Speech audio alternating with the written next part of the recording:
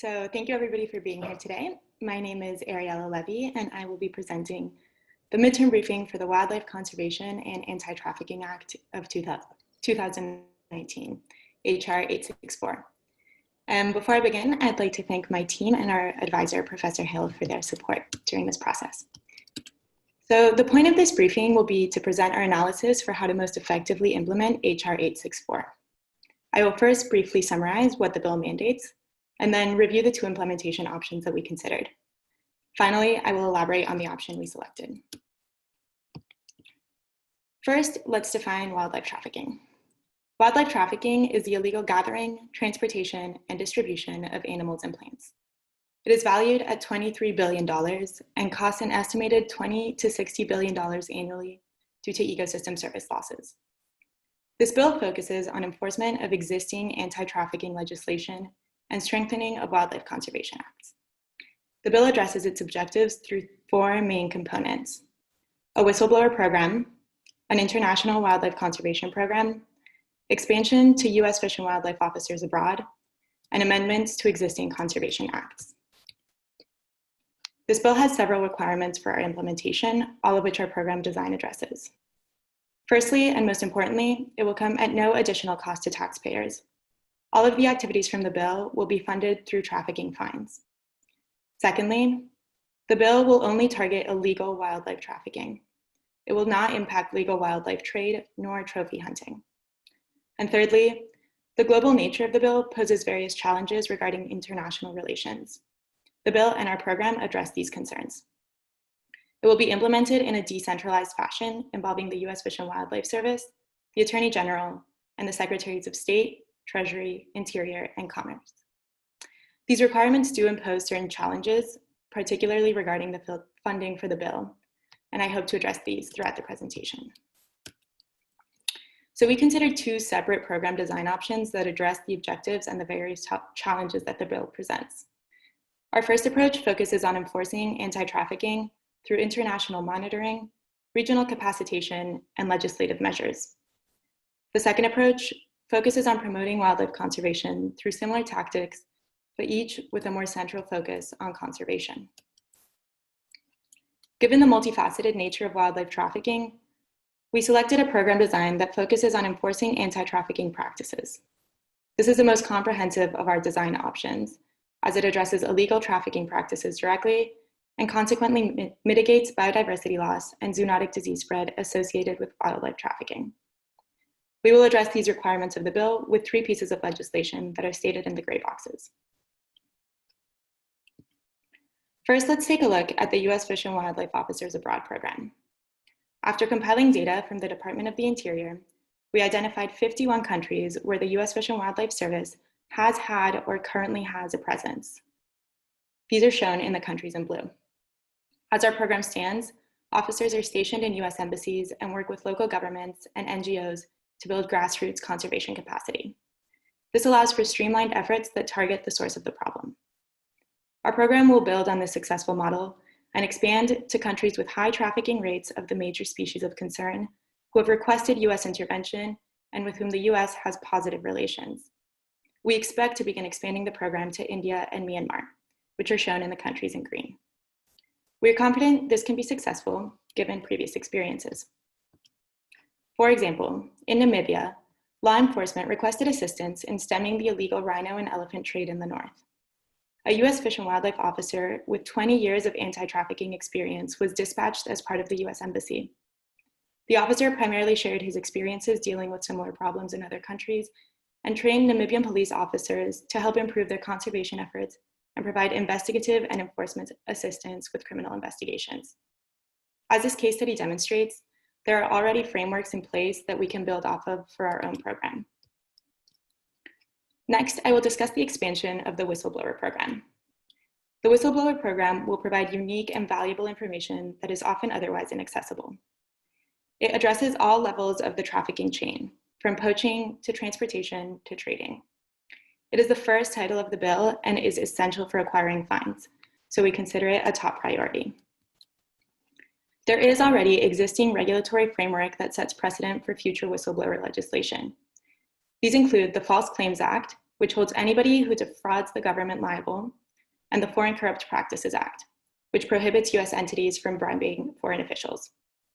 To illustrate the scope of existing whistleblower program success, in 2017, $3.4 billion were recovered from whistleblower disclosures under the False Claims Act, mainly pertaining to health and military fraud.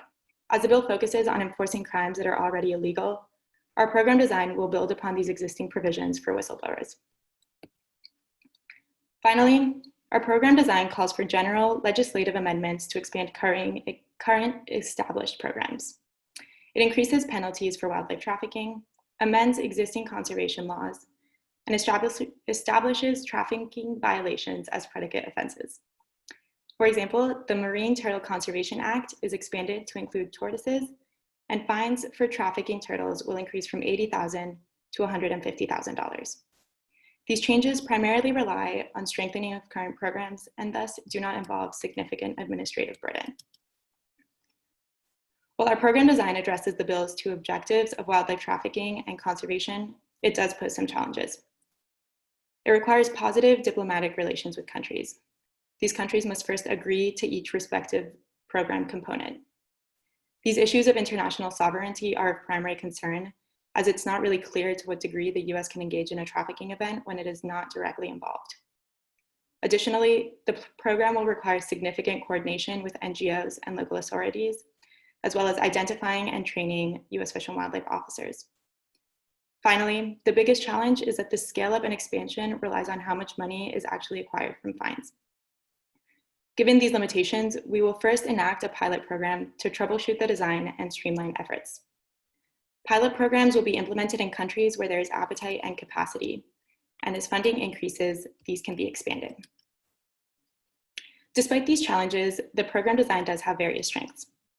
It was very important for us to find transparent ways of evaluating its effectiveness. These include various metrics, such as how much money we have acquired from fines, how many whistleblowers have come forth, and how many countries we have programs operating in. Additionally, direct communication with US Fish and Wildlife officers can provide insider insight on the success of programs, and conservation metrics can show the impact on biodiversity. Finally, I would like to briefly discuss the social impacts of our program design. Direct local involvement of US Fish and Wildlife officers provides opportunity for community-based participatory research. This can provide local, useful knowledge for conservation. Grassroots conservation initiatives have various local economic benefits as they can create jobs and promote regional capacity building. Finally, crime intervention will improve local stability, especially in places with high rates of organized crime associated with wildlife trafficking. I would now like to briefly discuss the timeframe for implementation. We will immediately begin advertising the whistleblower program, as the bill calls for this act to be instituted no later than 1 year after the bill's passing.